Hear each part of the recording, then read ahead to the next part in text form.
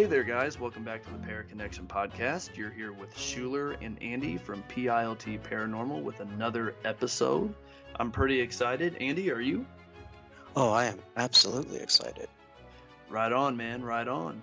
Yeah, I have to say tonight's topic's going to be pretty interesting. It's a little different approach compared to what we've had before, but it's a topic nonetheless I think we need to talk about regarding the paranormal. You want to elaborate a little bit, Andy? Absolutely. I think it's a very, very important topic, actually. We're going to be talking tonight about pseudo investigators, which are fake investigators and what their actions are doing to the field. Exactly. And it's just like Andy said, there's people out there that sadly do that. Some are professional, some are amateur, some are mid-class, if you will, regarding the paranormal, but they're out there, whatever their agenda is. It's not my type of agenda, but I've dealt with it personally. And regardless if anyone else has listening to the podcast, I'm sure you can at least understand the topic. But before we jump into it, Andy, there's a couple things we got to say here. It's not just going to be you and me tonight, Andy. We have yet another guest, do we not? That's right. We have my friend Janessa. Nice, nice. So Janessa reached out to you to talk with us a little bit about pseudo investigators to kind of elaborate her personal opinion on it. Yes, in fact, this is a subject that she and I both are very, very passionate about, and we talk about it quite often, actually. Well, right on, Andy. With you feeling that confident, I'm feeling pretty confident about it too. So if you don't have anything else, I think we can get this podcast rolling on and get Janessa in. Oh, definitely. Let's do it. All right, guys. So we got Janessa on the podcast. Janessa, you there? I'm here. Hello. Awesome. How you doing? I'm great. How are you? That's good. Doing pretty good. Pretty good. Andy and I just here talking about all things scary and paranormal and in between, like always. Right, Andy? That's how we do. All right. All right. So, Janessa, as you probably know by now, we are bringing you on for tonight's topic about pseudo investigators. And Andy has enlightened me that you have a couple of experiences, you have some stories, or at least some, highlights about what you think about them, how to deal with them. Yes, unfortunately I do. And just the way that I work, I won't necessarily, drop names or out anybody in particular. But I mean, I have ran into my fair share of, those who are just not as genuine as, I don't know, I guess I would expect people to be. One in particular, I mean, I'll just be completely honest here. The way that my team is set up, I'm the co-director of Prism Colorado. There's two types of investigators that I have ran into. There are those who are in it for, more of the spotlight, wanting to be the next ghost adventurers or ghost hunters or, whatever. And then there's people who are wanting to help. And my team is, we more focus on, like all of our services are free. We go in and do home investigations and business investigations, and we don't charge for any of them. We do the research and the cleansing, pretty much everything from beginning to end, we do for free. We don't charge. And unfortunately, I have run into some people who are just there for the really exciting things about the paranormal that we don't usually actually see most of the time. And so I've seen a lot of things that unfortunately have been faked or, kind of blown out of proportion just a little bit.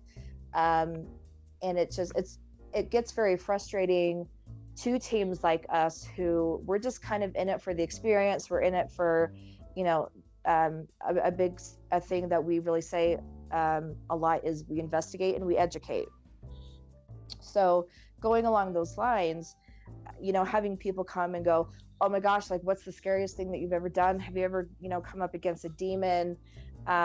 Recently, we investigated the Dickens Tavern up in Longmont, Colorado, and our intern actually got scratched. I mean, he had 3 scratches down his back, and they were probably about 4 or 5 inches long. Wow. And immediately everybody jumped on the, oh my, it's a demon type of thing. And it shows like Ghost Adventures where, you know, they have the main person going, oh my god, it's a demon.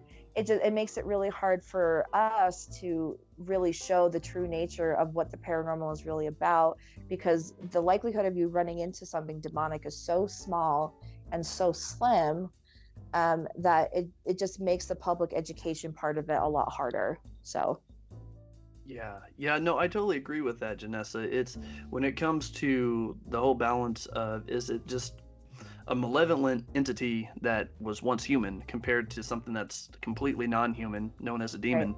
It is something that people do kind of jump the gun on because of the TV shows they watched or the movies Yeah. that they watched or stories that have been told. So yeah, I totally understand where you're coming from with that, and it can kind of kill the whole seriousness of the investigation because people either scare themselves or they just get excited, and it's like you have to kind of dig a little deeper before you just jump the gun and make that assumption that it is a demon, because Right. there are human entities that I've come across or that other teams have come across, I've worked with, that it turned out to be a human, you know, maybe a grumpy old man or some killer. I mean, it's still not a good Right. thing, Right. but it's not a demon though. Right. That's something that we, you know, we really try to drive home, especially, you know, in educating the public, is just going, you know, what spirits are, or ghosts, or entities, whatever you want to call them, energies. I mean, especially when you're dealing with intelligent ones, all they are, you know, is that person's personality that is crossing over. So if they're miserable and they're grumpy and they're, you know, whatever during life, the likelihood that they're going to be all like happy, you know, sunshine and roses is not going to be the case, especially if it's, you know, involving something that's the violent death, or, I mean, whatever the circumstances may be. So really, really educating them, just going, and even with inhuman things, something that I learned a lot from the past founder of Prism is there are a lot of instances where there can be inhuman spirits or energies that are not evil. Do you know what I mean? So Yeah. there's a yin and a yang to every single part of the paranormal, and unfortunately everybody wants to focus on the darkness and the, you know, because that's the scare factor and that's where, you know, the emotions come from and all that stuff, that people forget that there's this other part of it. And the majority of the time you're not going to come across something that evil. So Yeah, and I completely agree with that too, Janessa. Along with my team, Andy and I, we do everything for free too. When it comes to residentials, even good. businesses, I mean, we don't charge anything. It's been like that since 2011. And the way that I see it is that we're the 911 that no one can call. You know, that no one in their right mind would call, I guess, because if you call the normal 911, they're going to throw you in a loony bin or, you know, call you crazy. But Right. we're that 911. They're like, hey, there's invisible people around. Can you come help us and not judge us? And we're like, yeah, we're right there. Don't worry Yeah. about it. So, 100%. you know, and I've been in that situation before where I've needed help when I was an amateur paranormal investigator and I didn't know who to talk to. I didn't know what to do. So I had to learn on my own. And push came to shove, I did learn, but I learned it the hard way alone, which was terrifying. So the Right. way that I see now is I needed to construct my team to be completely for the people, you know, para-unity, and also be for the community. So totally respect that. And I'm glad you guys do that as well, because that's what it's really about, is helping people and learning and educating, like you said, as well. Absolutely. And I mean, that's so funny that you said that, because I had a very similar experience. I was always I mean, this was like back in my teenage years, when I met my husband, or, you know, my then boyfriend at the time. He was the very first sensitive that I had actually come into contact with. He's a medium. And it really, like, just kind of, I don't know, just like jump started me into learning about the other side, because he has had so many personal experiences, which kind of introduced me into having more experiences and things like that. So we went into the amateur, like, oh, my friend, like, we have something going on in our basement and we don't know who to talk to. And I, you know, my 18-year-old self were like, oh, well, you know, my husband's a medium. We can come over. Like, I mean, totally inexperienced, and we got ourselves into a lot of trouble. We got ourselves in way over our heads with this particular case. And I'm like, I'm not even to this day going to label it as, yeah, it was demonic and blah, blah, blah, but it was sure as hell scary. And I would be more than happy to share that experience with you guys, because it really was one of those just eye-opening experiences of going, oh, like this side of life is a lot deeper than I thought. And so after he and I kind of got together, we kind of put it to the side a little bit, had kids, did all that stuff. And then we had an experience where we had an entity actually come into our home, and just wreak absolute havoc with all of us. And we didn't know where to go to. It was outside of, Sean's knowledge, and, his mom's a medium. And, so it's not like we're coming from this, a completely fresh, uneducated background of, what to do and stuff. But we had done all the blessings, we've done the cleansings, we did everything that we personally knew how to do, and it wasn't enough. And it was to the point where it was starting to affect my kids. And so I kind of just did this search on the internet of like, what do I do? Where do I go? Who do I call? Yeah. And I ended up finding a YouTuber that has been doing paranormal stuff for a really, really long time. And getting into that was kind of my, into where I am today, because that community that I was a part of really opened my eyes to all of these other avenues of, okay, cleansing doesn't work, getting a house blessing from a priest doesn't work. Okay, so here's what you can do. And so just feeling that, the emotions of, oh my, like, are we crazy? Am I making this up? Who do I go to? I can't talk to anybody. Even some of the religious people that we went and talked to still looked at us like we were just absolutely insane. So having that background of feeling like that's something that we really, make sure that with the clients that we talk to, because every single one of them that I've ever talked to has said, I just feel crazy when I say this out loud. I feel absolutely crazy. And they're not. So, I mean, and that's part of the big education that we're trying to provide, is that, for those who can't call 911, who can't talk to their neighbor or even a parent or a family member or a friend or whatever, that there are still avenues to go down. And Prism Colorado, we actually turned it into an LLC, so we're making it, a legitimate business. I mean, that's one big thing that we're still driving home, is that, there is help out there, and no, you don't have to be charged for it, and all this stuff. So yeah, it's been an amazing experience for sure. Wow, Janessa, that is fantastic. Like, I don't even have many words that can make enough sense to just explain how mind blown I am right there. That's wonderful. I'm happy for you guys. And on a personal level, I'm glad that you and your family have been able to kind of move away from that dark time, and you were able to not only learn from it, but resolve the issue too. Yes. And before I go deeper into this, I'm going to throw this to Andy, because I'm sure he's got questions and comments, and I've been taking the mic. Andy, you got to shut me up. Well, it's kind of hard to do from a distance. That's not a lie. Go ahead, man. It's all you. But yeah, I mean, in terms of like what she said about YouTube, that one is the hot button issue for me.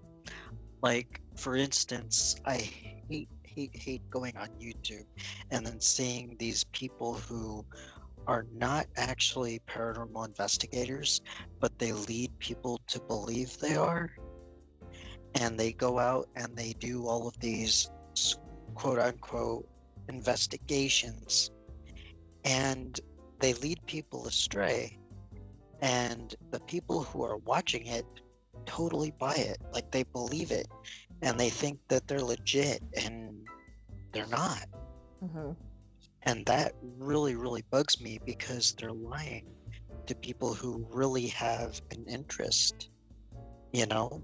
I mean, if somebody has a legitimate interest in this, don't lie to them. Show them what it's really like. Sure. Yeah. Let them know, because these could be people who are looking into it because they want to become paranormal investigators, or maybe they're having an issue with the paranormal and they need to know how to resolve it. So lying to them online like that is not helping anybody. I mean, sure, it's putting money in your pockets, but that's about it. Well, unfortunately, you find that, and Andy, I know you and I have talked about this before, many times. Yeah. It's all hours. But I mean, unfortunately, you find really disingenuous people, and I mean, in almost every walk of life. It doesn't matter what you're involved in. There's always going to be that person, which is just really unfortunate. Just a really good example of it. My team and I, we were investigating the Colorado Railroad Museum over in Golden, and it's such an incredible location. I mean, they've got the history behind it is just literally, it's just so many layers deep, and just walking onto the property, you can just feel, I mean, you're literally just like walking through a time machine, and you're walking onto this property, and it's amazing. And so we opened it up just a little bit, and to friends and family, to whoever wanted to come. And my co-director brought two of her friends, and there was just this one part where we were like waiting for responses. We were doing an EVP session, and their response was kind of like, so all you guys do is like sit in the dark and ask questions to a wall. And unfortunately, like, that's the real paranormal investigating that I would love to show people. That, I mean, just because you may not experience anything right there, the majority of the experiences that especially evidence that we catch, is not in the moment, it's in the evidence review. Right. The wall answered back that we know we have something. Exactly, right. Because unfortunately, not all spirits have the mojo, or whatever you want to call it, to answer back and interact in this physical plane. And so I mean, when I first started here in Prism, the former founder actually had a meetup group where we would take people who were interested in the paranormal, and we take them to locations, and we'd put the gadgets in their hands, and we'd teach them about it. And we'd go, like, there was this one time we went to a cemetery out, I mean, literally in like the middle of nowhere, because it was the only one that didn't have hour restrictions and things like that. And it was such a mind blowing experience, from an investigator to like the public, just like watching their reaction, because someone who isn't a paranormal investigator, they're interested in the paranormal. Well, and what do? Well, they turn on the TV, and they go to Discovery or Travel Channel or A&E, I don't know, whatever channels are out there that have paranormal content on there. And that is their first experience to it, so it just, and I understand, and this is not me like knocking those shows down. I have a lot of respect for everyone in the paranormal field, to tell you the honest truth, because it's not an easy thing to get into, and it's not an easy thing to continue with. I mean, there are some people that, I mean, obviously make our jobs harder, and I wish that wasn't the case, but it is what it is. But I wish that people nowadays, because TV is all about the ratings and just all of that stuff, that, I mean, in a way, it's not really their fault in a way, because they're having to keep up with ratings and the satisfaction of viewers and things like that. And no one, like, people who aren't paranormal investigators don't want to turn on the TV and just watch a paranormal investigator sit in silence. And I get that. I understand that completely. However, there's just so many negative consequences to that for just the normal, everyday, like down in the mud paranormal investigators who are really trying to make a difference. So I mean, there's this big catch-22 that we're always having to juggle and play with. But I mean, at the same time, I mean, and again, Andy and I have talked about this. It's really hard for, I mean, even the amateur ones who go onto YouTube, and YouTube is such an amazing platform if you use it the correct way. Yeah. And unfortunately, not all content creators use it effectively, or in a positive way. They're more looking in it for the money or themselves, or I mean, and whatever, and again, this is me not judging. I'm not throwing any judgment on anybody. I can say from my personal aspect or my personal perspective that, we deal with a lot of, misconceptions or just wrong, the stigmas, I guess, about the paranormal community. We deal in everyday life because, we're in it all the time. So. Yeah, I completely agree with that too, Janessa. It's terrible because when it comes down to, like you're saying, everyday investigators or people that are doing it truly out of the kindness of their hearts, these TV shows, these fake investigators, they're making it extremely difficult for people like us to do what we're doing. Right. And whenever we do put our content on YouTube or Instagram or Facebook or whatever platform that we decide to put it on, it's really difficult to get those people all their trust, the viewers, the listeners, because they may have already watched 20 different teams and their videos and they figured out they're fake, or they have a higher expectation whether their evidence is real or not. But then they watch us and we're sitting in the dark for, 2 of our videos. It's just us sitting in the dark and there's no apparition. There's no poltergeist activity, maybe an EVP, but that's it. And they're like, oh, these guys are boring. But the thing is we're being honest, we're being open, and we're showing everyone what it's really like to be a paranormal investigator and not just Hollywood magic. Exactly. But it's not only just the TV paranormal investigators or the YouTube investigators. We also come up against that Goliath of Hollywood where, we've got, movies like, The Exorcism of Emily Rose. Even though it's based off of a real story, it's fantasized, it's, pushed beyond the real story because they don't think the real story is scary enough. One of the stories that I think doesn't get enough credit for the actual core story is the haunting of Connecticut, I think is what it is.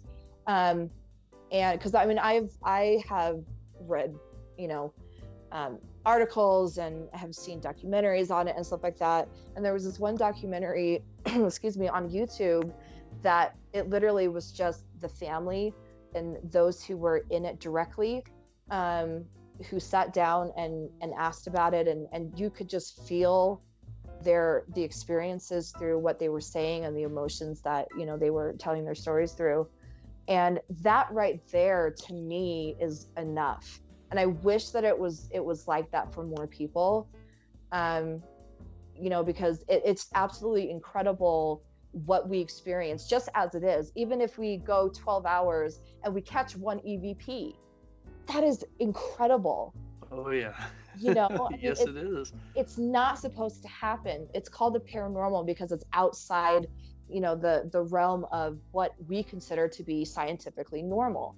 Okay, you're not supposed to go into a building that hasn't been occupied in, whatever 300, 400 years and ask a question and get a response. That's not supposed to happen. Yeah. But when it does, I mean, that right there is just so, I mean, that's why it's part of the reason why I continue to go back and I do what I do. And, we push the limits just a little bit as far as, what we, or how we investigate and what we experiment with, because you just never know that it's, all it takes is just one, move around the corner as far as, doing an experiment, and all of a sudden you can get these incredible results.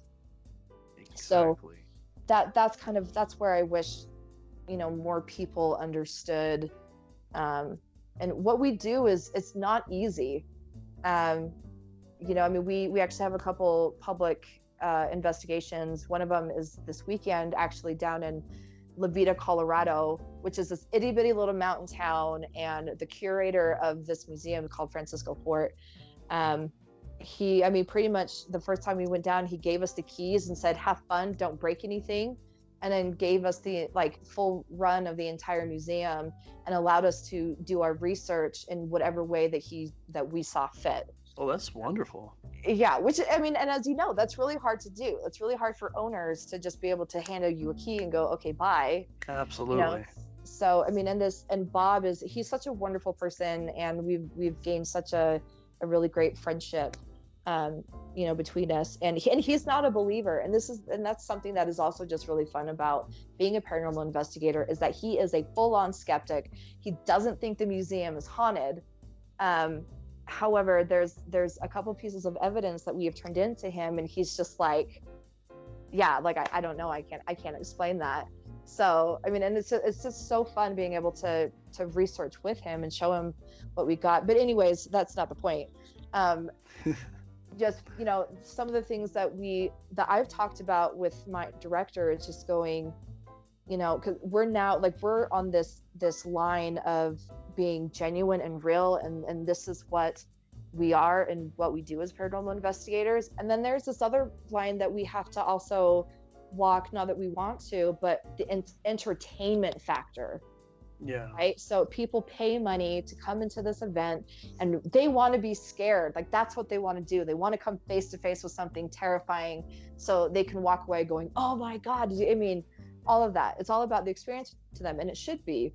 However, it's like, you know, obviously we hope that the museum is going to be active. We hope that, you know, the other locations that we're going to be doing later this month is active, but we can't, it's not a guarantee. We can't go in there and say, okay, ghosts, let's perform, because that's not how it works, you know? So, and that's particularly at this point in time, I think that's the biggest frustration that I have with these pseudo investigators who are just in it for the views. They're in it for the money. They're not in it for the actual, you know, the science behind it, or even just the experience behind it. You know, it's all about, you know, how much money can I make, which again is fine. There's no judgments, but we just see it every single day in the hardships that we have to face with the public. So yeah, sorry, no, I can really long answer for your question. No, that's fine, Janessa. More the merrier. And, you know, I'm sure Andy is over there writing a book for us. Andy, I hope you are. But, you know, jumping back with Janessa, that's completely fine. More the merrier, because for our listeners, hopefully this is very educational. And even for those that are used to fake investigators, hopefully not too many. But, you know, this could be a repeat thing, but it's also nice to have this validation that they're not the only one, and that there are other people out there that sadly have experienced this. Right. You know, but this is what you have to expect. This is what you have to look for. And these are things that you may have to actually work your way through. And like you said, everything that we're speaking about, it's opinionated, you know, and there isn't any judgment. But what we are putting out there is kind of like a basic right and wrong in the way of a real paranormal investigator. And don't get me wrong, the views are great, followers are great, Unity is awesome, but when it comes down to it, I would rather be boring and bleak, but give truthful answers of what we got or what we did not get.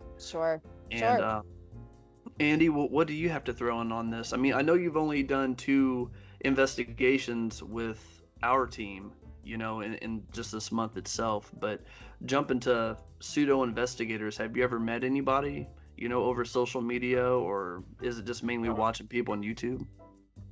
Boy, have I. Yes, I have. I met doozies, let me tell you. Like, for instance, not long ago, probably about, I don't know, about maybe 6 months ago, I met this person who says, okay, well, I want to be a YouTuber, because I'm a YouTuber as well. And I'm all about bringing the truth of the paranormal out there to my viewers. And so this person comes to me and says, okay, I want to be a YouTuber and I want to be a paranormal investigator, but I want to learn how to do it the legit way. Mm-hmm. You know, she came to me and said, could you help me? So I said, sure. And I taught her everything I knew, did all I could with her. And then she eventually turned to this other person who has been a YouTuber for a long time, but isn't necessarily involved in the paranormal itself. And so, yeah, she turned to him because he promised her that he would bring her subscribers to her YouTube channel.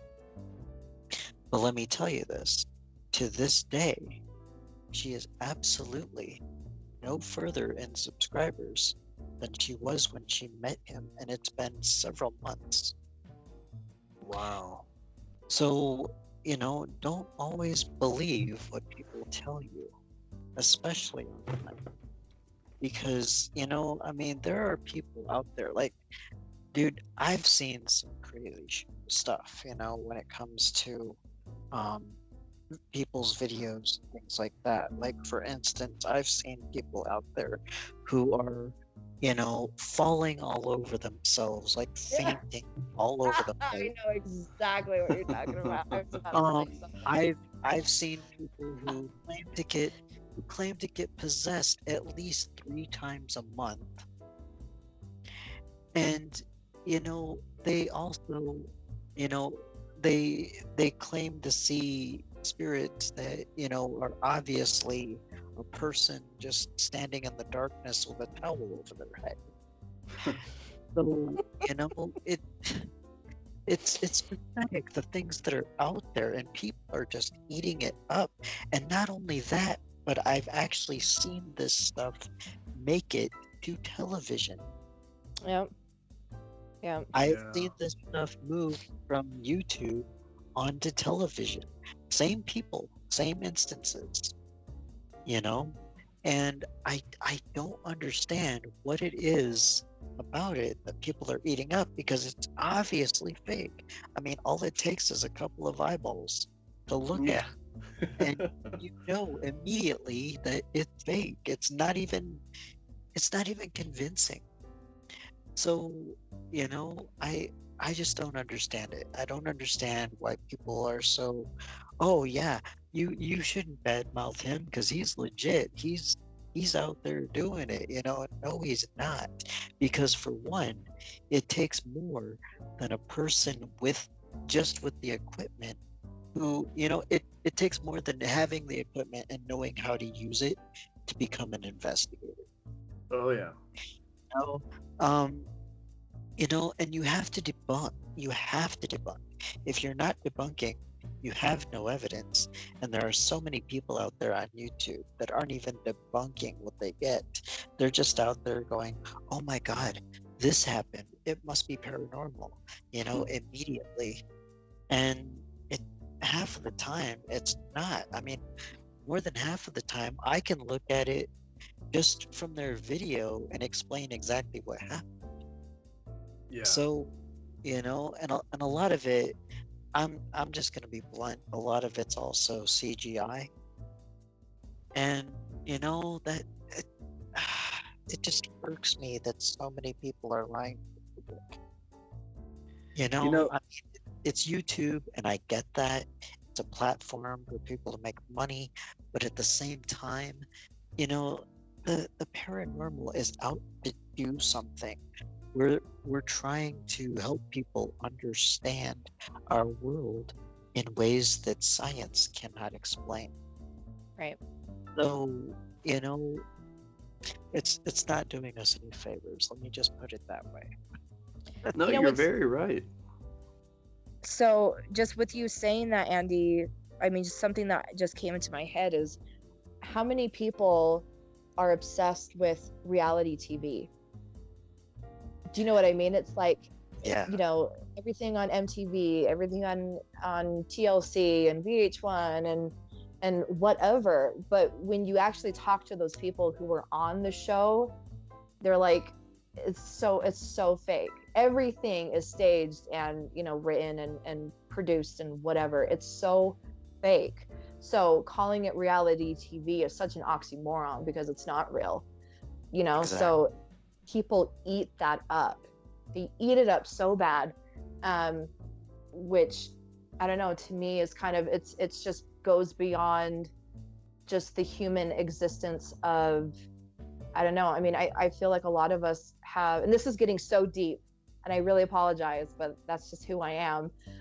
No, you're fine, Janessa. There are so many people who have just self-image issues, right? Social media, and especially with social media, it's such an easy place to go to put a picture, you know, with a smiley face or a filter or whatever to make it look like, you know, everything is fine and everything is great. You know, in these reality TVs, especially like The Bachelorette, oh, it's so romantic, and, you know, all of these perfect women, you know, after the perfect guy. It raises these expectations of people, you know, and particularly women, unfortunately. You know, we have to live to such a high standard. So if those people can reach it, well, then maybe so can I. Do you know what I mean? Instead of just being able to look in the mirror and accepting who you are and accepting the person that's looking back at you and loving yourself for who you are. I mean, I think that's part of the reason why, just me personally, you know, it's very easy for me to do what I do because I don't have that expectation. I mean, anybody on our team you can ask, we're not those people who want to have a TV show. And we've had tons of people going, hey, you know, fill out this application and be on this show and win this prize and blah, blah, blah. And we don't do it because that's not who we are. That's not what we're about. So I feel like, especially in tying with the paranormal, you know, a lot of these people want to have that big grandiose lifestyle like they see on TV, like they see with like all of these paranormal investigators on TV, that I don't know, that they're almost scared to take off that mask to really show what it's all about. So that's why we have teams out there who faint. And the particular video that Andy's talking about, I mean, it's just hilarious, and I wish I could talk about it, but I'm not going to. I'm not going to out anybody, but it is really laughable at the end of the day. You know, so, and that's why it is important to have conversations like this, as hard as it is. I mean, you're absolutely right. Saying what's right and what's wrong, it is so important. You know, and hopefully people will have a change of opinion and come back to the real part of the paranormal instead of living in this fake reality that, you know, a lot of, I mean, and unfortunately YouTubers, and to tell you the truth, I'm more upset with YouTubers than I am of TV, because as I said, they don't really get to control their content where the YouTubers do. You know, Yeah. They're the ones who are producing it and editing it and filming it, everything on their own. And they choose to put this stuff out there. So anyways, yeah, that was my long tangent. No, that's fine, Janessa. I totally agree with you on it because, like you're saying, with YouTubers, they do control all of it, and what it comes down to is trying to get the reputation and Right. that money cash. And you know, when it's TV, they have contracts, and if you go against that contract, you can be sued, you can be taken off the air, Exactly. your Right. livelihood's done. But I mean, it's different when it comes to is it your passion or is it your job? And Right. for us, obviously, it's our passion. So we don't want to take a TV show and call it reality, and we're like, yeah, everything's real, it's perfectly fine. No. Right. I would rather go through YouTube or some type of other platform. If people want to donate, that's fine, but I can't promise you my stuff's going to be exciting, but it's going to be true. Right. You Right. know, and I totally understand you. It comes down to that reputation, the reviews, and subscribers. And along with Andy, you know, going on to the thing about these people are trying to show what's real and it's really not. I mean, I've seen it on YouTube and I've seen it on Instagram. I can't tell you the amount of pictures I've seen on Instagram since I've started one up for our team with all these ghost pictures. Now, some are pretty good looking, but you can totally tell there's different textures. They just don't form as one photo. You know it's Sure. not real. But then there's Right. some out there, you can totally tell that they're fake, but there's so many people that sadly believe it, and the people that are posting it, I can't believe they're even brave enough to post that. I'm just like, okay, let me take a step back here and shake my head, you know, Janessa? Absolutely. I totally agree. And just even, I mean, even on the smaller scale, not even talking about, you know, YouTube and the TV shows and stuff like that. I mean, there are, you know, humdrum, and I don't want to say humdrum, that's not what I'm saying, but just like the everyday down in the mud paranormal investigators, you know, we run into a lot of issues, you know, and the whole are orbs ghosts, I know is such a hot topic, and I won't get into it today. That's a whole other like 3-hour discussion. Oh, we can totally do it. Oh, 100. Oh, I'm so in it. Like, you just call me up. You let me know. But it's just really, I don't know, the way that our team presents evidence is that we don't ever stamp anything on it and goes, yes, this is paranormal, like this is paranormal evidence. Yes, this absolutely is this, or yes, it absolutely is that. We believe it to be true. Our perspective of it, especially being there in the moment, investigating it, and then going back and reviewing it, we can say, wow, that was really weird. We were asking this question and then we were quiet and we got a voice back. You know, but we always very, especially with the presentations that we do, we're always very open to going, if you can explain this to us, you know, because we obviously don't know everything. If you can tell us, yeah, that's not an actual, you know, paranormal evidence or whatever. I mean, we're so open to it. We welcome it, because that makes the evidence that we produce that much more concrete, I suppose. But yeah, I mean, I don't know, I get really frustrated with people, and I don't even offer my opinion anymore, to tell you the honest truth, just because it's just gotten to it's just a lot of really bad situations. But you know, just having a picture go on Instagram and you can tell that it's matrixing, and 95, like I would confidently say 95% of the pictures that are posted you know, on Instagram or on the web or whatever, and I'm, oh my god, look, there's a face, I see a face. 95% of it is matrixing, because biologically that's what or scientifically that's what our brains are designed to do.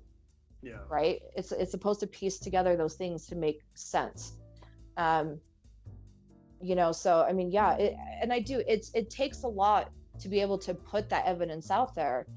My thing is that I hope that these people that are putting out this evidence, you know, can at least be humble enough to have someone go, hey, I actually think it's this, or, you know, whatever. Because unfortunately, paranormal evidence can be, oh my gosh, I just forgot the word. See, I told you it was going to happen. I forget everything. That's all right. It happens to the best of us. It's evidence is objective, right? So you have one EVP, you have 3 investigators listen to it. The possibility of it being the same exact thing with every single one of them is very slim, you know. So it's also reminding those of us who are, you know, outside of the spotlight, we're not on YouTube and things like that, just reminding them that this is such a humbling experience, you know, that I hope that people can at least open themselves up, because you just learn so much more that way. Sorry, anyway, tangent. No, you're fine, Janessa. I completely agree with that, and I was actually quietly applauding you, because that's the same exact way that our team likes to function too. We don't want to put a stamp on it and say this is completely paranormal, this is completely debunked. I mean, unless there's something we can prove that we debunked. But if it's not proven, we're going to leave that up in the air. That might have been someone that was just scared. They thought they saw a dog. It could have been a coyote. But just a couple of weeks ago, we did an investigation, and one of the alleged hauntings was you can hear drums coming from the creek that is placed behind the graveyard. And so we started hearing drums actually as the sunset was going down. Oh my gosh, but we learned that there's actually a high school that's over the creek, you know, behind the creek, and there was a band, and you could also tell that it was a modern day band type of drum set going on. It kept going on. Oh yeah, and then it finally stopped after, you know, like 8 or 9 o'clock at night, which typically, if it's rehearsal, as far as we know, that's when they quit, because it stopped. Sure. So we debunked it. But if we get something completely weird, whether it's a sound, especially if it's a picture or it's on video or it's an EVP, we try to explain to people we don't believe it's natural, but at the same time, it's not evident, as if you saw a picture of me with some type of, or better yet, a video with me, and you see something go through me, and then I freak out. I'm like, oh my god, it just got really cold. What was that? Right. But I didn't see anything. But if it's something that looks weird, but it's not definite, we're like, we believe this is paranormal, but it's completely up to you guys. If you don't believe it, that's fine.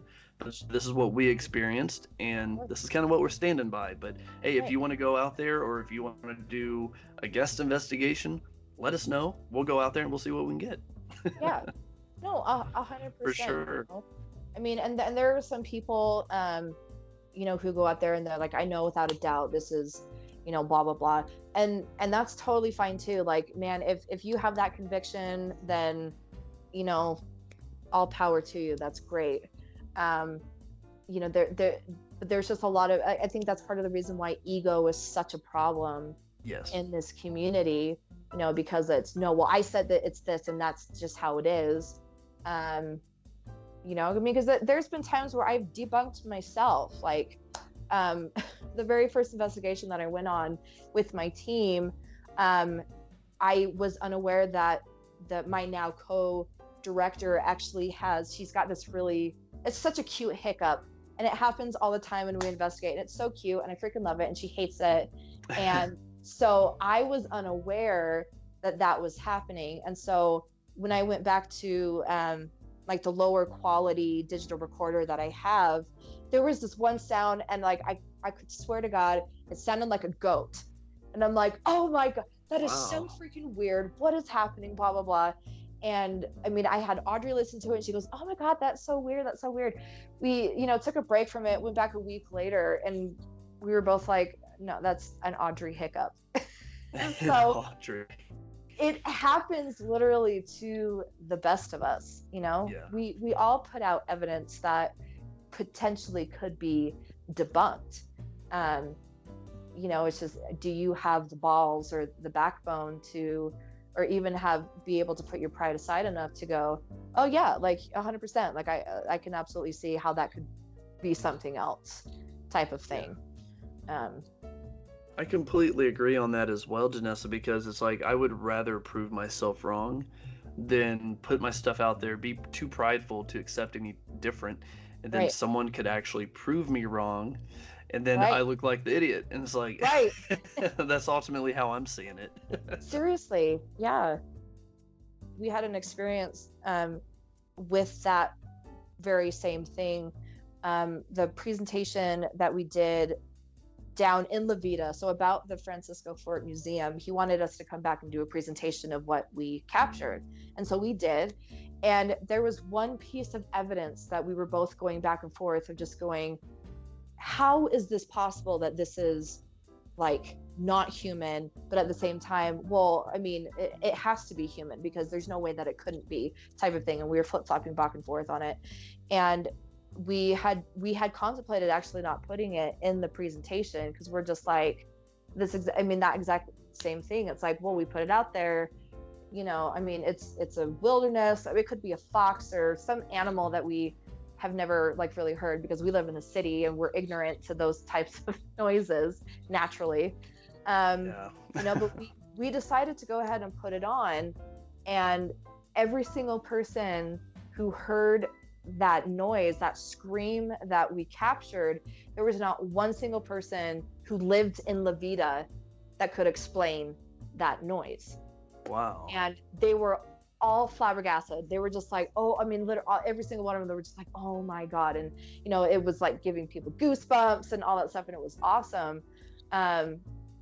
You know, so, I mean, and that was such a great lesson for me to also remind myself, like, yeah, this was weird. It was out of the normal. It was considered paranormal because it was outside the normal.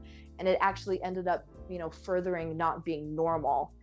So anyway, so yeah, that was a really cool experience for us as a team, I guess. Yeah, I'd have to say so. I mean, putting goosebumps on me just thinking about the screams, because when it comes to scream, you know, I'll just call it scream investigation. Those are the most frightening to me. You can't see it. You know, you can't feel it. I mean, you can through your skin, but man, when you hear that, it's just unbelievable, especially when you know for a fact it's not an animal, or you're in a location that cannot virtually have any type of animal. And it's just like, wow.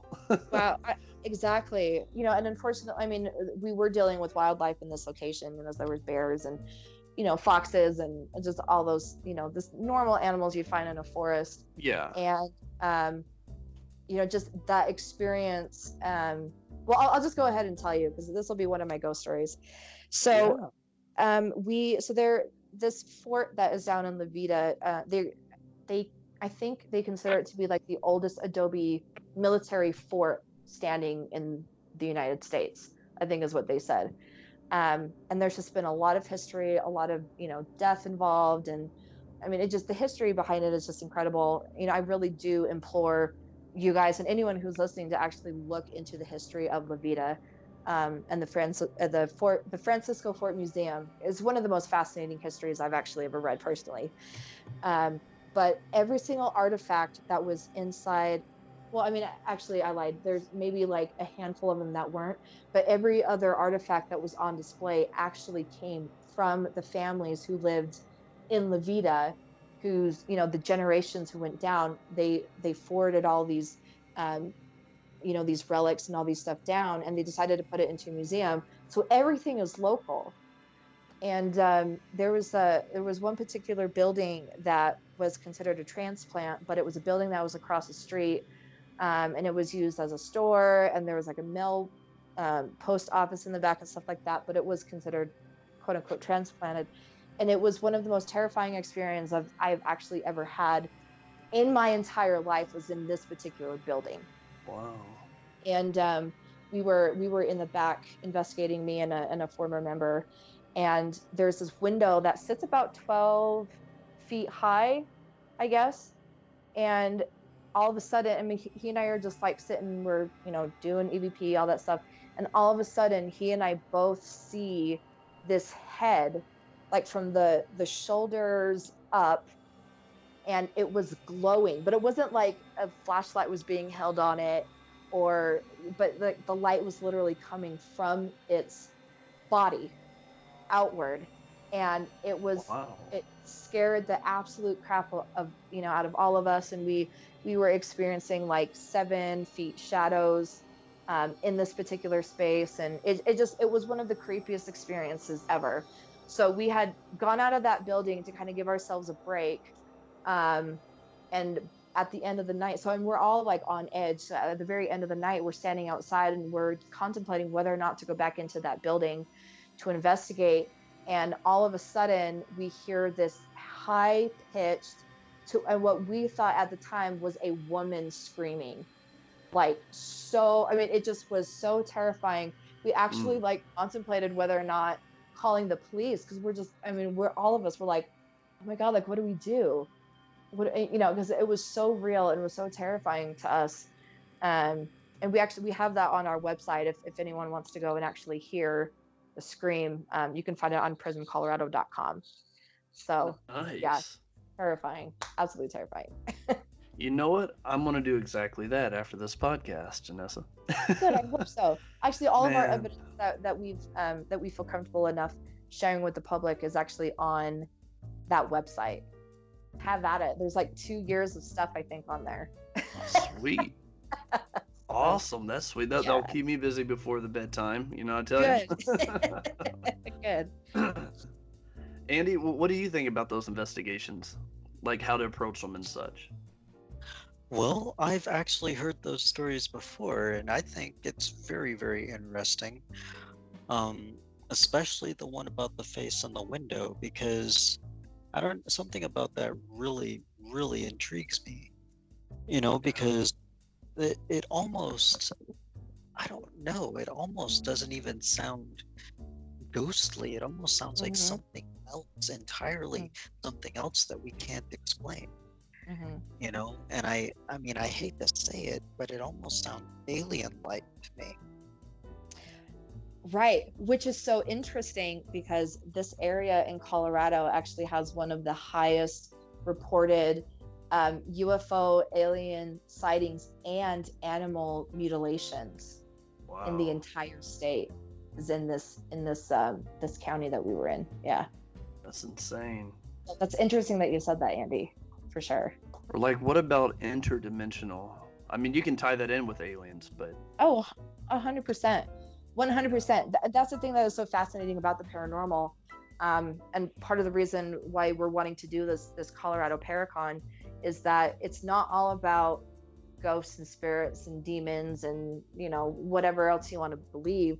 It goes so like far beyond. I'm such a nerd for cryptozoology. Yeah, I'm here with you. Oh my gosh, like I could go on all day about cryptozoology. I think it's so fascinating to me.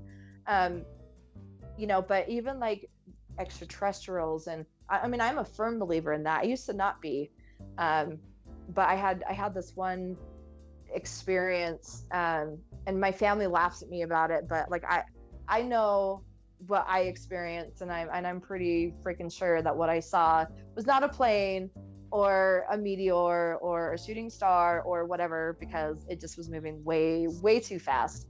And so I truly believe that we can't be the only life force, even in the universe. Like there has to be other beings that may not look like us out there. I mean, it has to be. So we want to get like everything involved. We want to get the metaphysical community involved, because I'm considered an empath. My husband's a medium. My co-director is an empath. Just having that spiritual side tie into the paranormal work that we do is just absolutely fascinating to me. And the experiences that I've personally had with growing my gifts, or whatever you want to call them, it's been such an eye-opening experience to me. And I mean, even seeing Andy grow, when I first met him, he was very timid about what he was able to do. And the really funny thing is that the YouTuber that he was talking about, they reached out to me for help, with a particular problem that this person was having. And it just, I don't know, I always felt Andy was a lot stronger than he thought he was. And just seeing that, seeing the road that he's on and the progression that he's made has just been, it's been amazing. And so it's, I'd love to broaden, that topic of, we're not just talking about ghosts and spirits and things like that. Like it's so much deeper than that. I like what you're getting at too, Janessa, because it's like bringing all the corners of the world together, basically. Yeah. It's like a big puzzle piece, if you will. And to get that one exact answer of why life or how life, right, you got to kind of bring everything in. And you have to be optimistic about it, because I agree about the whole universe thing being way too big for just us to be around. I mean, the biggest thing for me, the biggest contender of why I think there's other life, whether it's interdimensional or it's underneath the earth or it's outside and outer space, it's the biggest thing is technology. And it's sure. just, the thing about it is how a 5-year jump, a 10-year jump, 20-year jump, 100-year jump, that seems like a lot to some people, but to others, if you really think about it and you break it down, 10 to 100 years really isn't that much, especially when it comes to technology.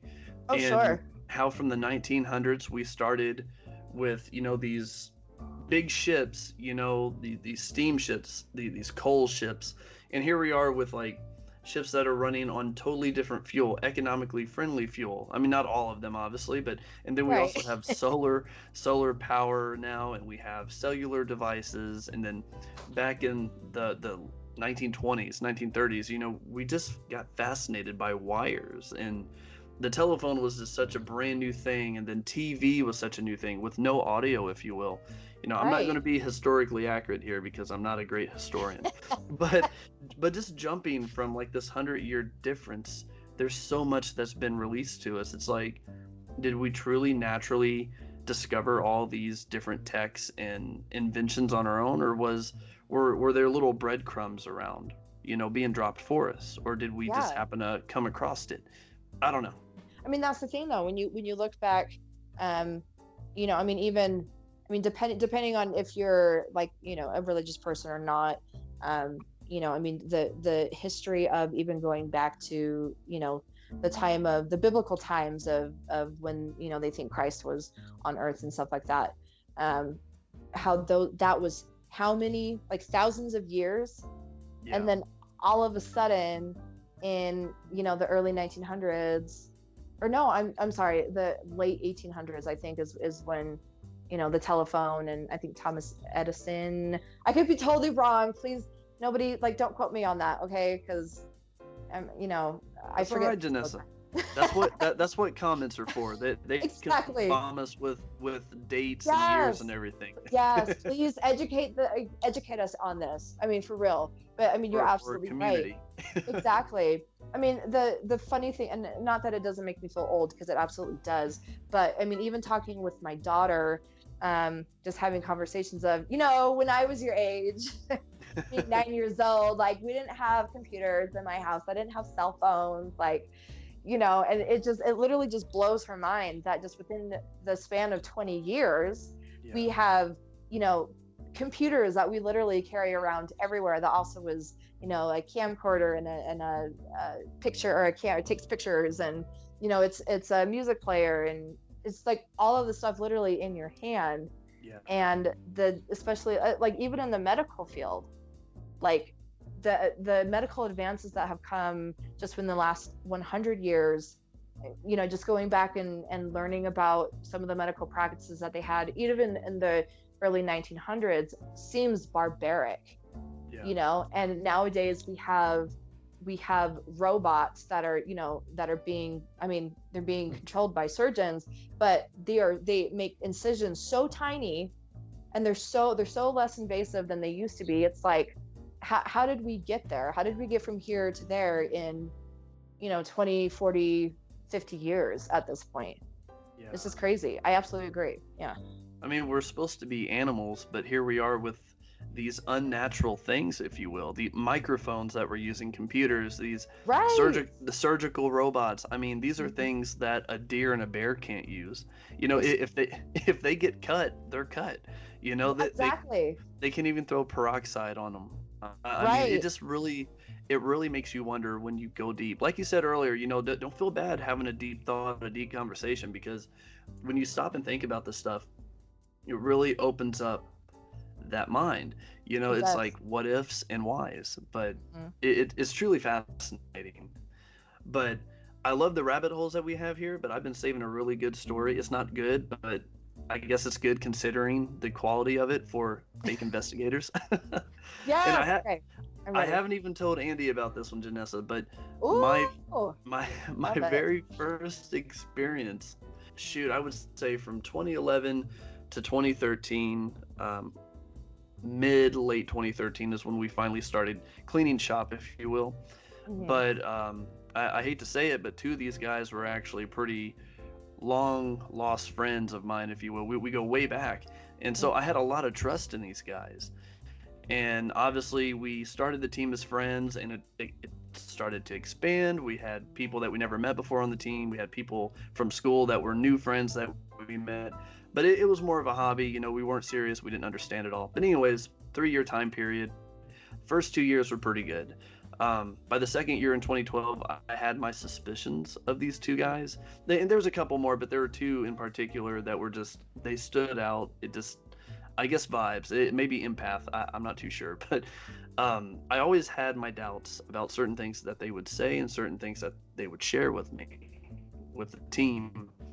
And push came to shove, one of these guys finally spoofed, if you will, and we were able to get video of him throwing objects towards other investigators on video. We actually captured that. Oh gosh. Sure did. So, but what really irks me, even to this day, is that because I've literally caught them on video faking activities. And it's just like, oh my God. So obviously when the videos were shown, we brought it up to them. They had excuses of like, oh, we're just trying to scare people. We're just trying to get the mood going. And I said, well, at the time, you didn't tell us that. You were being pretty sincere about it. Obviously, that's not something we should do. That's not something we do at all. But being that you guys didn't come forward about this and you were sincere and it seems like you're just trying to cover your butts, I think it's going to be fair for the rest of the team if we let you go.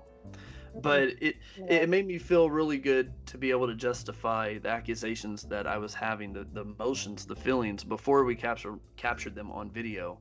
That it was true. It's Yeah, sad, but we have evidence of them doing it, and that helped us as a team on what to expect, what to look for, what to prepare for, and how to right. deal with that in the future. But since then, though, Janessa, our team has actually been pretty good with not having anybody on that's Oh, wanted to good, fake or anything. The good. only thing we've really faced is maybe a couple people that are impatient, which is understandable. You're in the dark for 6 to 8 hours. You get irritable, you get bored, you get Right. hungry. I mean, it happens. But yeah, we've had our share with them, and it sucks. But evidence is everything, as I say, and we had evidence to prove that they were pseudo investigators. Right. Which, and it's first of all, it's hard to do, to tell you the truth, to catch them in that act. Mm, So, I mean, however you did it, big kudos to you. Um, because I mean, anything. I mean, even part of the another reason why it's so hard for us to really be able to share evidence is that a lot of the things that happen can happen off camera. mm-hmm. So, in the moment, yeah, it looks real and it's exciting and blah blah blah, but it can be so easily faked. Yeah, You know, yeah, it sure can. it's yeah, a location that I was actually really surprised of. I had really big belief in it. Was the Pontefract house, the Black Monk house over in England. Um, Wow. yeah, it had this really big reputation of, being legit, and there was this poltergeist, and there were movies made about it. And I mean, it was almost as big, in my opinion, as the Enfield haunting, which of course has a lot of, conflicts about that. There's a lot of naysayers about that situation as well. But it actually, there was a particular group that was in there, and an investigator had been pulled by the backside up the stairs, or up the last Really? couple of steps. Yeah. And it was this huge thing, and oh my, like, all, everyone in the paranormal field was, oh my god, look at this look at this evidence, this is amazing. But someone had taken it and slowed it down and found that this team had actually tied a rope, a white rope, okay? So super easy to see on, night vision cameras, Yeah. onto his belt, and pulled him when he wasn't expecting. So the reaction was real, but it wasn't paranormal. And Wow. yeah, so it's, I mean, as I said, it's really easy, depending on, camera angles and even lighting at this point. There was a particular group that I actually watched on YouTube not that long ago, where, to me, I mean, it was very obvious because of the infrared lights that they had behind him, that what he thought was a shadow figure was actually his own shadow. I mean, Wow. that, to me, I'm Yeah. just like, we have to be really conscious about, especially when we're having the cameras that, just sit there pretty much, or static cameras, and the infrared lights that come off of it. You have to be really conscious about, especially when reviewing, I mean, as you said, debunking everything. Yeah. Um, someone someone told me, and I used to not believe in this. I thought it was utter and total crap. But, being the person that I am, I can definitely admit when I'm wrong. Um, she told me that if you ever want to be a paranormal investigator, always go into an investigation skeptic, and that you're not going to find anything. Because when you Yes. do, it makes those moments so much sweeter, and so much more valid, because you're not expecting anything. Yeah. I couldn't So, agree more on that. Yeah, Janessa. Yeah, and so something else that you kind of sparked my interest on with this mhm. topic is it's something that you kind of have to look out for, because some people, when they fake evidence, it's not actually them faking evidence. It's just them having that idiometer effect, if you will. Maybe they're Sure. panicking, or they're getting scared, or they have this mindset of what to look for, and they see a shadow, and they're Hmm. like, oh my God, there it is. And they're not doing it to be, malicious or harmful. Right. It's just, they don't know any better, really. So as a paranormal investigator or a team, that's something else to look for, is to know if they're doing it purposefully, or if it's just by accident and they're just having a little panic. But Right, exactly. And as as leaders of the team, it's so important for us to find, to look, to find the patterns, I guess. Yeah. You know, because if this person is doing it like at every single investigation, like there is something wrong, you know. So yeah, that's really important. And unfortunately, I mean, and there's even some investigators that have an experience and they really truly believe that that's what they experienced, you know. Yeah. And I mean, and that's where I feel your pride really needs to be, you know, moldable at this point. So, you know, someone else can come in and go, hey, I know you said you experienced this, but from my perspective, this is what I saw. Yeah. And I've come across a lot of people who are not willing to let their pride, you know, out of the way to have that learning experience. Because I mean, let's just be honest. There is no quote unquote expert in the paranormal field, correct?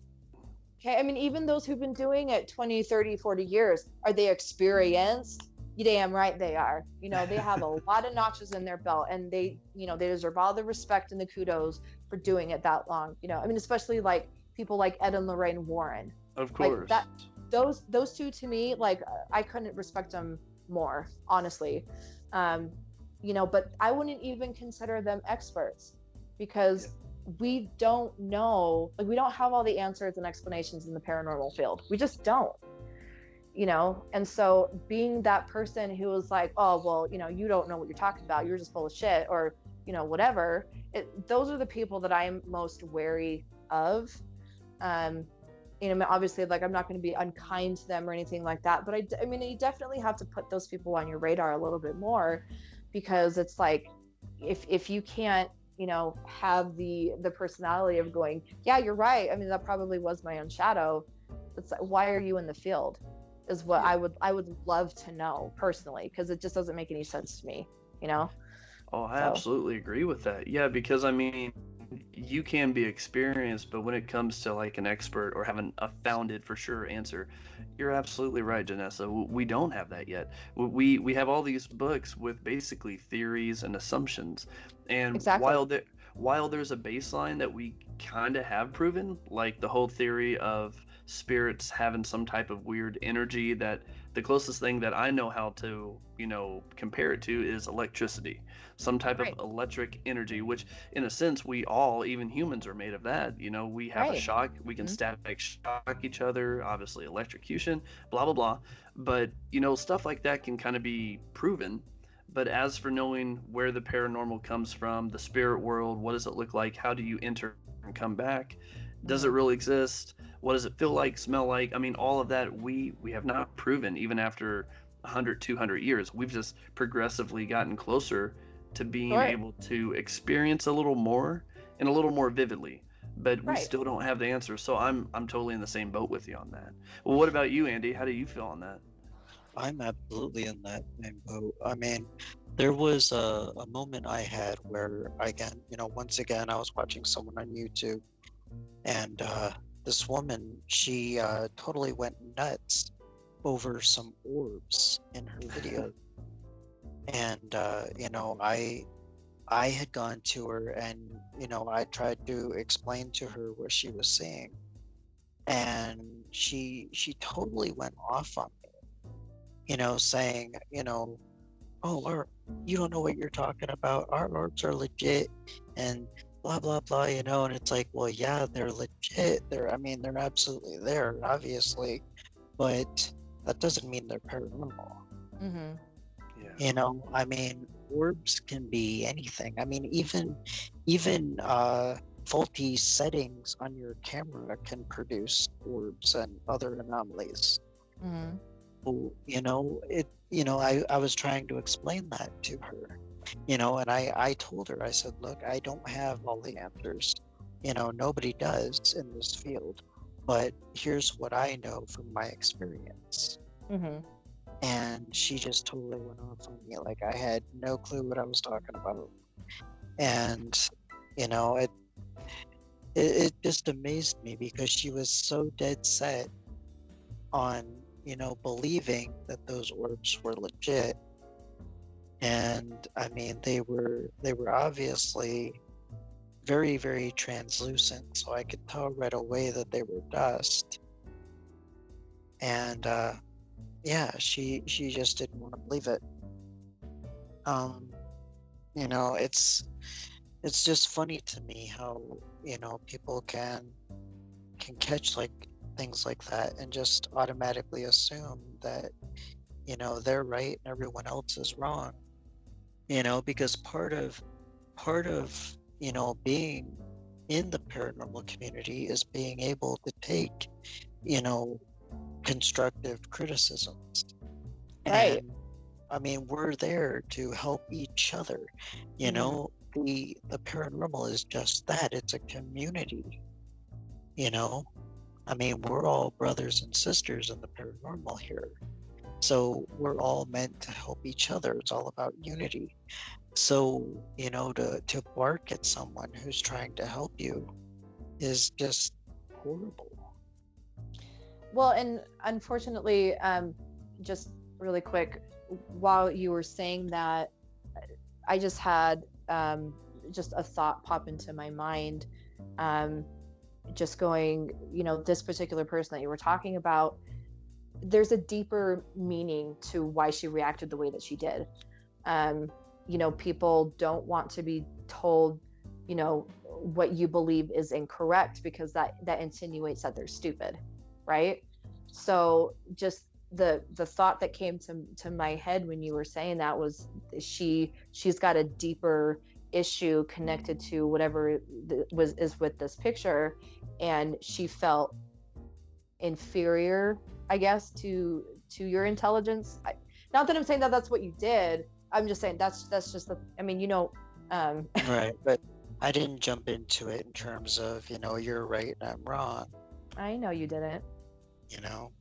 People are like this with everything, right? I mean, if it's an opinion or a belief system, I mean, it doesn't matter. Is that everyone is so quickly to put the other person down, even if they're giving, the constructive criticism and all that stuff. This is everything in this life that we experience, all comes down to the mental psyche of that person, their perspective, their belief system, their blah blah blah. And because we live in such a world where it's, I'm right, you're wrong, therefore I'm better than you, which is really sad, but that is the world that we live in. People get so quick to deflect and make you feel stupid. You know what I mean? Right. I had a similar experience with a girl. I mean, being the team director, I mean, I'm sure you have too. There's a lot of people who are like, hey, I got this. Can you look at it? Can you give me your personal opinion on it and stuff? And we have to do it so delicately. Like we have to have that balance of validating that person and going, wow, this is a really cool picture. I can see why you thought that this was paranormal or blah blah blah. In particular, I had this one woman who sent me pictures, and they looked exactly like sunspots, from the lens, because the camera was facing the sun, and she's like, I just don't get it. Like, everywhere I go, I see these spots, and and you have to phrase it like, in my personal opinion, this is what I've experienced. About, just like you said, Andy, this is what I've experienced in my past. And unfortunately, not everyone's going to take that well, because their whole. I mean, I don't want to call it ego, but it is in a way. Their ego is all wrapped up in, what they put out online. Right. So yeah, it's hard. It's really hard going and with the intention of better educating, and getting rid of those misperceptions that we have in the paranormal field. Not everyone is going to take that well. You know what I mean? So you can only do you, as far as what you think and you believe, and you want to offer your advice and things like that. And if the other person doesn't want to take it well, unfortunately, that's on them. Right. Do you know what I mean? And it's sad that people are like that. Right.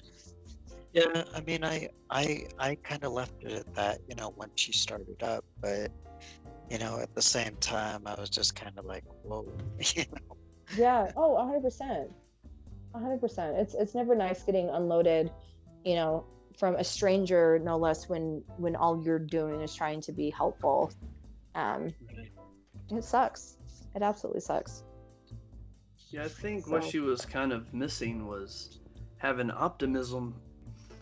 And that's what I try to help people understand whenever I give an answer, whether, I'm trying to show them what I see as a fact, or I'm giving them a personal opinion, or I personally don't feel comfortable enough trying to validate anything because maybe I just don't understand what I'm looking at. But sure. I tell them that it's best to remain optimistic, and for myself, I'm remaining optimistic because it could be something, but at the same time, it could be nothing. But the best answer I give someone is if I can be there, if I can go back to that location that they took the picture or the video or the EVP, especially if they could come with me and we could try to recreate that moment, recreate that picture at that location. I tell them that is the best way I can give you a valid answer. And maybe we'll experience the same thing, maybe we won't. Maybe it's a personal attachment that you have. Maybe it was some type of connection you had with the spirit world, or maybe it was the sun at that certain time. But I want to try to do my best to recreate that, because if we can, there's a better chance that it may not be a haunting.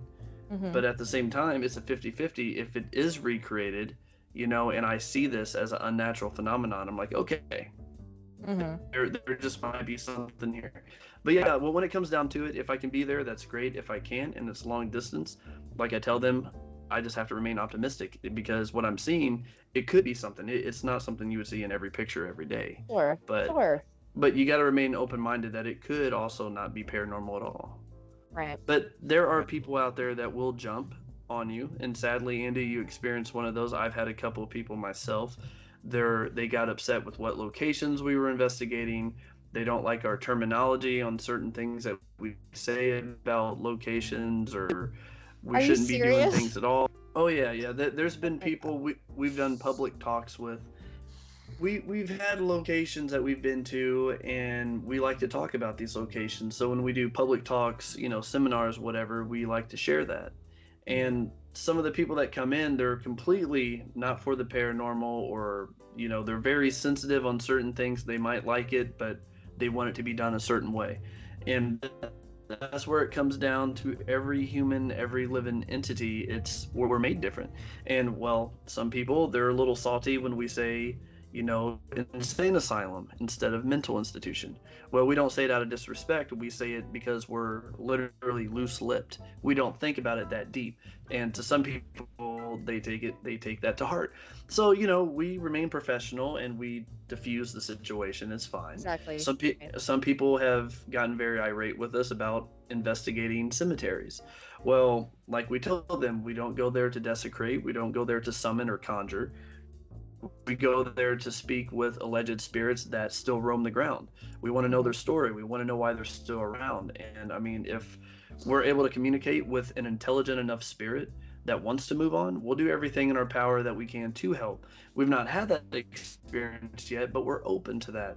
And we tell them that. And for the most part, these people don't understand still, even after, watering it down to a very thin type of context. But they're out there, and you just have to be as patient and strong and optimistic with these people as you can, because you're going to run into them in the paranormal field. Oh yeah. Something that you said really quick, it just kind of sparked something in me when you said we want to hear your story. Yeah. That's one of the most common things that I have heard from pretty much every investigative group that I've talked to.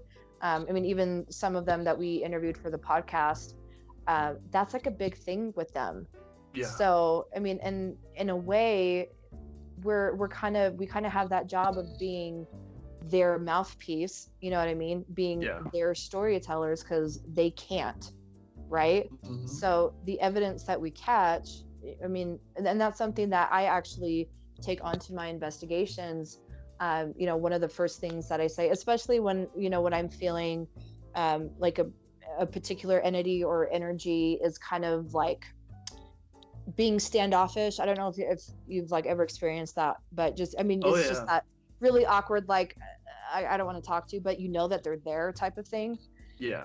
And there's a lot of times where I go, look, this is, we're not being disrespectful. All we want to do is hear your story. Mm-hmm. That's all I want to do. I just want to hear about you and about your life, and just tell me your story.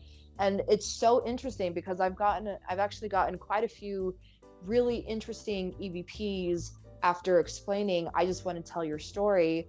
And I just equate that to when you're dealing with, again, that intelligent entity, when it's just a personality that literally is just crossed over across the veil, so to speak. I mean, I don't know, just me personally, I would rather not have someone come in and point something in my face and go, are you here? What's your name? Knock for me, tell me, let me know that you're here. Because that just, doing that, especially with like the bigger locations, having that over and over and over, because that's a common question that we ask, are you here? Can you show us that you're here? Blah, blah, blah.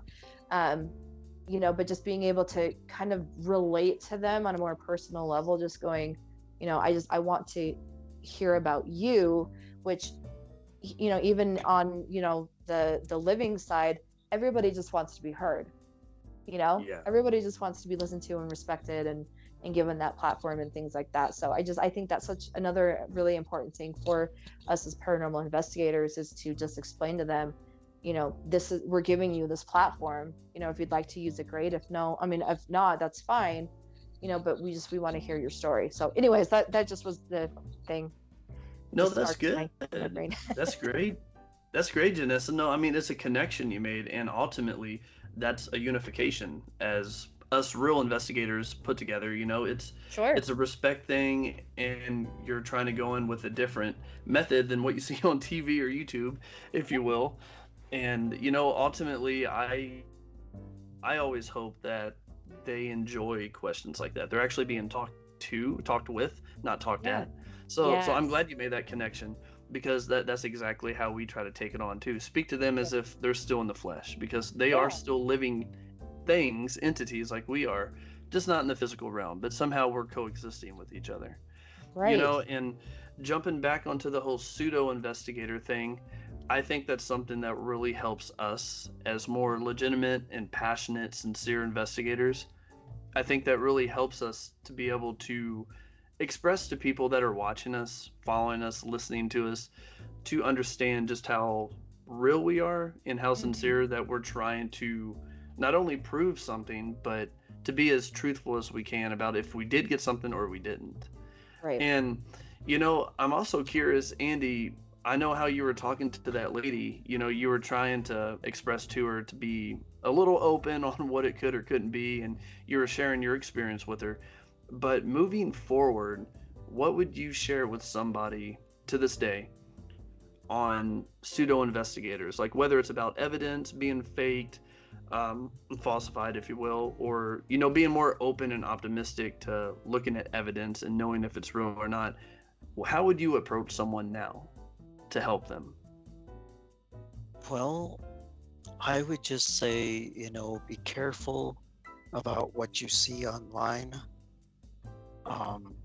And, if you're having trouble with the paranormal, don't turn to YouTube.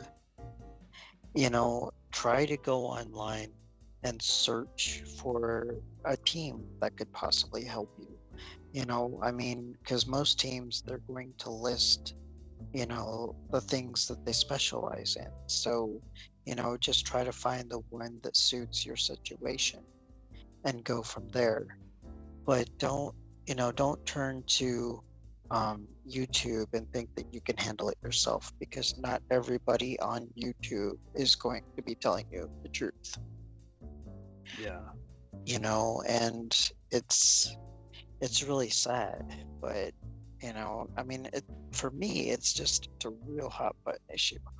And there's also, believe it or not, there's also the ones that will actually come to your home, and they do this for money. Now, I'm not saying everyone who does this for money is fake or anything like that, because that's not that's not really the case.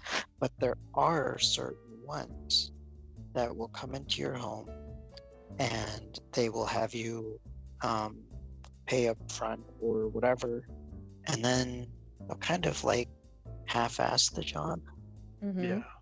and then they'll tell you what you want to hear and they'll leave, and nothing will be resolved from it. So you have to be really, really careful in that perspective as well. So That's true, Andy. I mean, I've dealt with that in many situations myself, and I've known so many different people who do that, and it's, to me, that's not fair. Yeah. I mean, these people are genuinely coming to you, and if you're not, I mean, not only that, but there are some also who are genuinely trying, but they also kind of half-ass it because they're messing around and cracking jokes and not really taking it seriously. They don't have the attention span to really keep going with it. And I don't think that's fair either. I mean, if you're getting paid to do a job, focus on the job. Absolutely. Because people are depending on you for answers. And, I mean, that's just what it is for me. I mean, I'm all about the people. You know what I mean? Yeah. I'm about helping people and, helping people get answers, and the answers that they deserve. Not the answers you think they should have, but the answers that they genuinely deserve. I mean, these people are coming to you for help, so give them that help. Yeah. Don't just jump into it. I mean, especially with the paranormal. The paranormal is not something that you want to just buy the equipment and immediately jump into it. You have to know what you're getting yourself into. You have to know what you're dealing with and how to deal with it, so that when you get into it and you find yourself a client, you can help that client understand. Because like Janessa said, we investigate and we educate. I love it. Don't just go out there and investigate and not give the client any definitive answers. Educate them. Let them know what's going on. Let them know how to handle it. Yeah, and Andy, I agree with you on like the YouTube thing, not jumping into YouTube to get that guidance from people, because for the most part, when you try to connect with a YouTuber, you don't really get any response back. I mean, especially if they're a bigger YouTuber. But if people are going to a website or they're looking up a local paranormal team and they're able to get that one-on-one exposure with them, I feel like they have a better chance of getting someone legitimate and sincere to actually help them. Yeah, and again, like you're saying, Andy, this isn't to attack or call out anybody, specifically. That's not what this episode's for. But just from our personal experiences, this is what we've gathered. And, that's what the comment section's for. Share your stories and your experiences with pseudo investigators or YouTubers or Instagrammers, all that stuff. But, I mean, the fact remains they're out there. I've literally captured investigators that I called not only investigators, but friends on video, falsifying evidence. And I mean, it broke my heart, and it also just gave me this jaw-dropping moment that they went to that length. I mean, whatever their reason to do it, to make me happy like we got something, or just to be a complete ass, I don't care. I'm going there for legitimate reasons. Whether I get nothing or I get something, I want it to be the truth. Absolutely. Yeah. And I think, just kind of piggybacking on what Andy said, I think the paranormal community as a whole, especially with like local teams and stuff, we have to do better with our communication. because I can't even tell you how many times I've had people reach out to us going, I literally, you're like the third or the fourth person that I've reached out to. I'm not getting any help whatsoever. Can you help me? I think, like, if you're not in the paranormal community to do home investigations, and which is fine, there's some people who just want to go out there and do the scientific research, and that's, all power to you. That's totally fine. Yeah. But we're in this community together. So if you can't, offer them the services that they need, then why not provide them that information instead of them looking at, for on their own, instead of them having to reach out to multiple people, go, well, we don't personally do it, but I know this team does. Like, yeah, that's kind of like where my frustration is, so. Absolutely, Janessa. No, I couldn't agree more with you on that. I couldn't have worded it better myself either. Thank you. It's the truth. And honestly, not only to have you on the podcast, but I'm glad that Andy was able to connect us together on this, because your team and our team obviously see eye to eye on a lot of things. Mm-hmm. And I'm sure there's a lot more teams out there, but sadly, when it comes to para-unity, there's a good bunch that doesn't know how to, there's a good bunch that doesn't want to, and then there's obviously the bunch that can. But this is what this is about. Podcasts bring people together, events bring people together, and investigations can too. So, that's ultimately a really good step for teams and individuals moving forward, and then we share our exposures and experiences together, and that can help other people that aren't paranormal investigators but that actually need help, because now we have each other to kind of back up on, like, hey, I don't understand this, could you help with us, could you help us with this, and right. So on and so forth. Right. Even with the services that that my team provides, something that I always disclose to them is going, we can come in and we can do our absolute best, but I cannot give you 100% guarantee that we're going to be able to get rid of this thing, whatever it is that you're dealing with, Yes. But if we don't know how to and we're not able to, then we will find somebody who does. Yeah. Because at the end of the day, it's not about us. It's not about, the team over there or the team that's across the country. In the end, in that moment, it's about that person who needs help. And Absolutely. That's all that matters, Yeah, I totally agree on that as well. There's a lot I'm agreeing with, but I truly wholeheartedly do. And Andy, I'm sure you're in the same boat on that as well, I believe.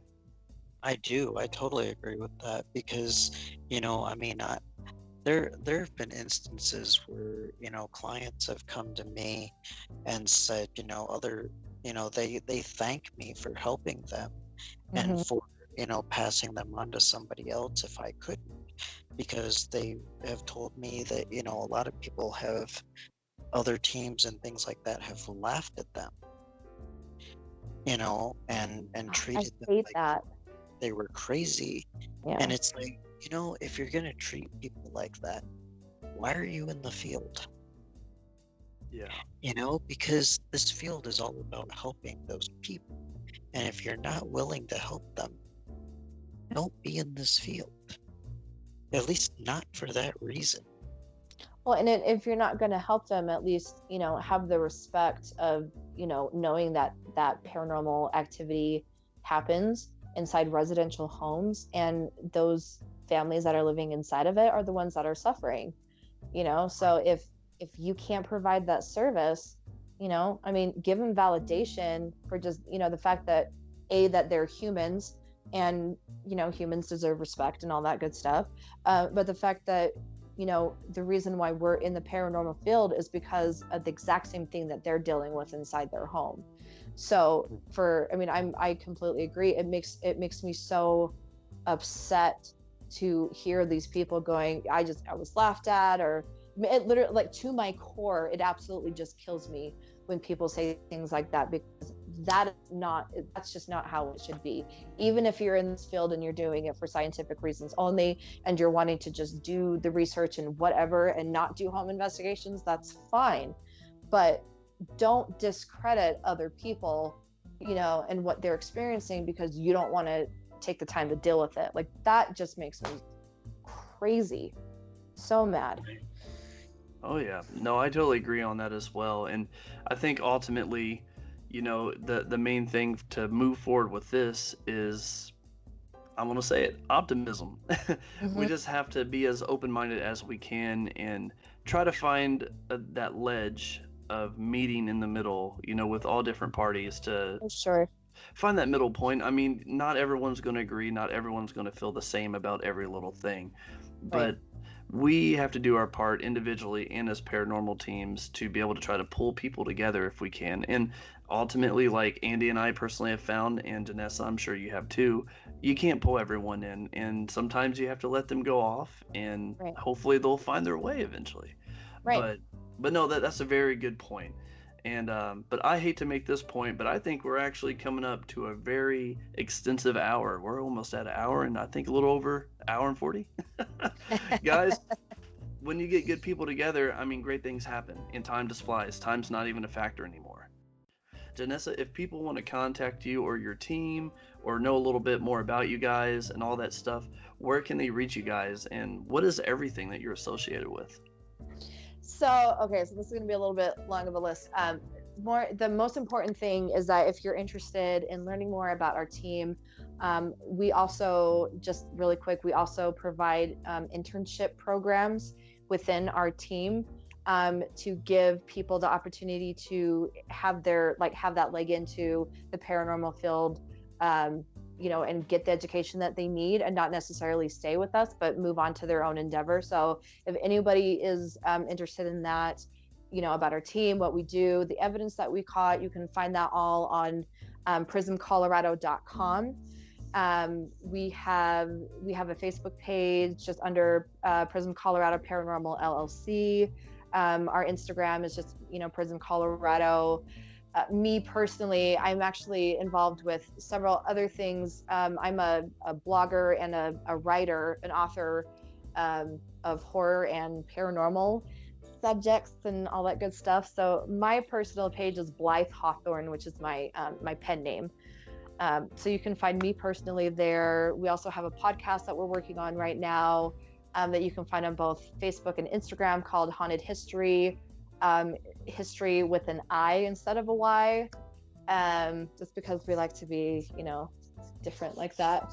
And let's see. Oh, and then the last thing that I didn't want to talk about, we are making a full, steam ahead. We are planning on having a Colorado paranormal convention next year, and we really are just, not even just for the teams in Colorado, but we really are looking to go beyond Colorado and really show what this community is all about. So if you're interested in helping, we're looking for vendors, we're looking for speakers, everything like that. You can find us on Colorado Paracon on Facebook, on Instagram, or you can email us at coparacon@gmail.com. Man, that was a pretty good list. But hey, more the merrier, Janessa. I'm glad you put it out there. Thank you. Of course. Well, thank you for giving me the opportunity. It's been really fun, for sure. Absolutely. And a really funny thing is that obviously I know Andy, and now I know you, but I have also had the privilege, the team, actually before Andy came on, which is the sad part, but we've had the opportunity to talk to one of your investigators, Erin McGarry, on the podcast. Really? Before. Yeah. Oh, that girl. I love that girl. I'm so excited. She is awesome. Yes, I'm so, really, we're really excited that she decided to come onto our team. I mean, to tell you the honest truth, I feel very spoiled as a director, and I say this to them all the time, and they're probably sick of it because I'm such a corny person. But I really feel like I have the dream team, and I've got everybody that is supposed to be in with us in our our organization, and we're making things happen. And I know that it's just the universe that has brought everybody together. And yeah, so we're so thankful that Erin is there. I mean, I literally could go on and on and on about every single person in my group, but yes, but that makes me happy though that you got to talk to her though. She's such a sweet person. Absolutely. She's so fun. Yeah. Well, I tell you what, Janessa, what we'll have to do is get you back on, obviously. I know Andy's game for it.